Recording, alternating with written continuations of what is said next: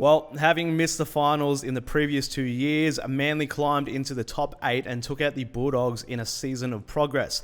So, can they push on into contention in the coming years? This is a look back at season 2024 for the Sea Eagles.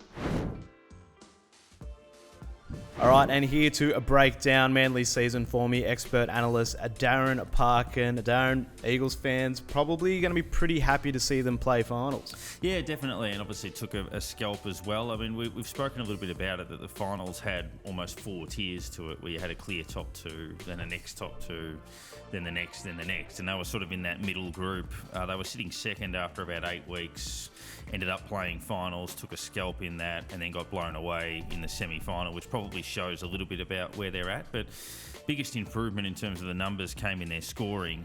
They were ranked 5th offensively. They scored more than Penrith, but defensively was probably where there was a little bit of an issue for them. They were at least 2.5 points per game defensively, worse than everyone in the top 4. So, yeah, I think they're above the chasing pack, but a little bit below the top 4. Yeah, not a bad place to be, but we'll delve a little deeper into the 2024 pass mark.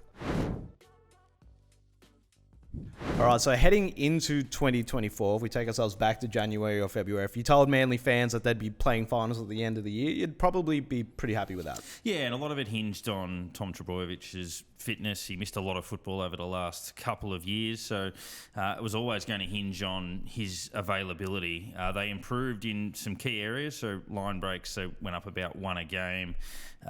They did miss a lot more tackles, but they were certainly playing with a little bit more positive intent, hence the high level of scoring. So when he missed a couple of months, Trbojević, in the middle of the season, they only won twice in 6 weeks. There was a couple of buys in there, which obviously helped cushion the blow a little bit, but as soon as he comes back, they win 3 in a row.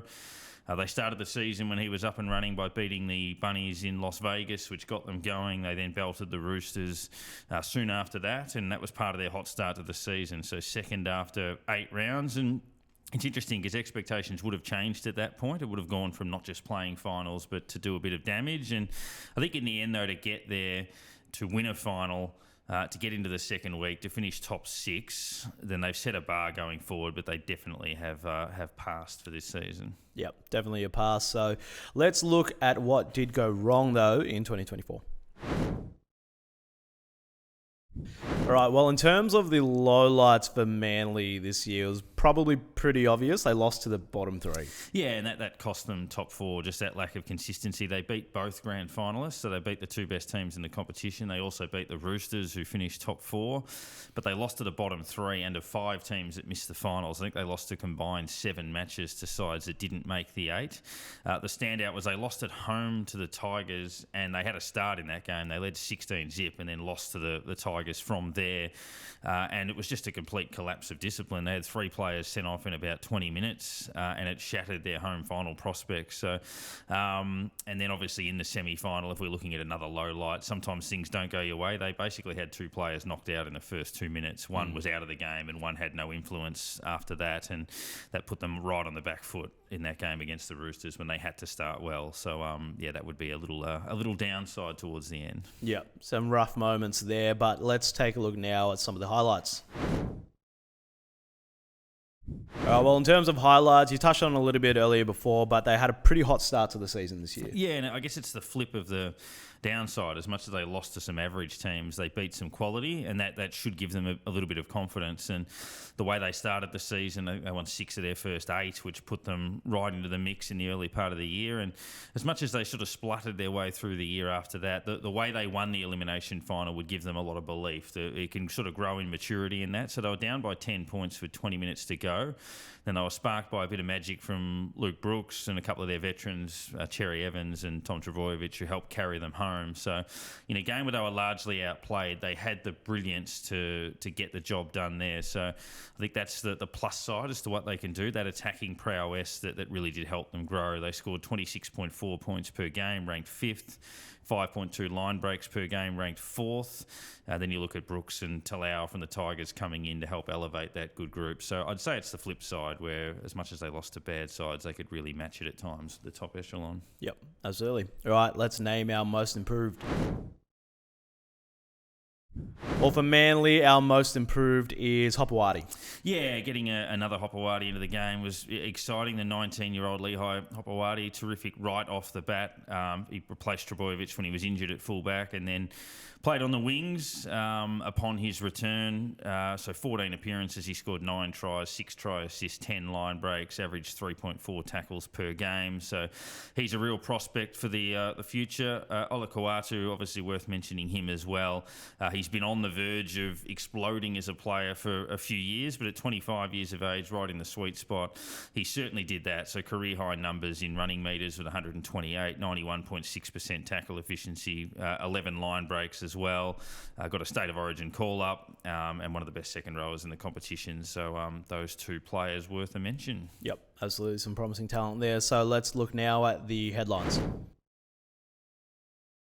All right, well, if there's one thing we know, Zero Tackle, it's headlines. Nothing too scandalous for Manly this year, but they did make some changes to their development pathway. Yeah, they did. They've been partnered with the Blacktown Workers for the last 9 years. The start of 2016, that partnership began through the New South Wales Cup, and they are keen to play all their matches at Brookvale, but definitely a shake-up for them. So they want to, create an atmosphere of curtain raisers and double headers and effectively unite all of their pathways. It probably shocked a few people, but it's been a talking point for a little while. So that's a fairly significant change to the way they're going to develop going forward, which is probably the biggest news that came out of their off-season. Yep, absolutely.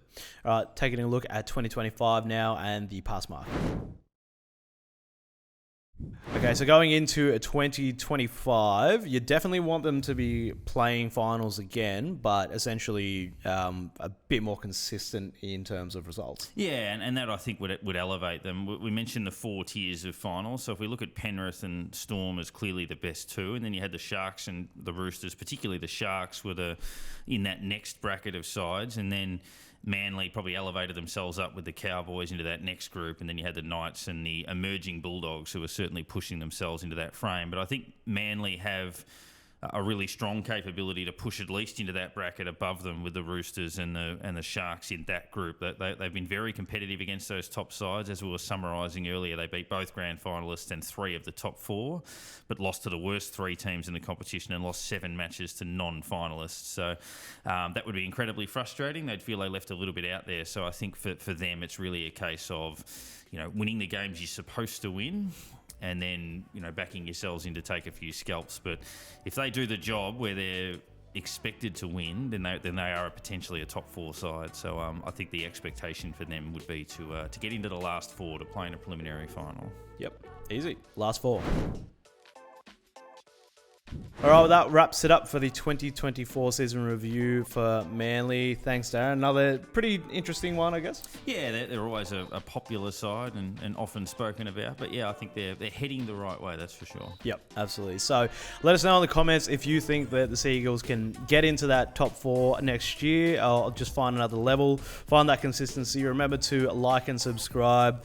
We'll be doing reviews for every NRL team coming into to close out the year, and we'll be looking ahead to 2026 as well, and who your team should be targeting. So keep an eye out for that, and don't forget you can catch all the latest NRL news at zerotackle.com.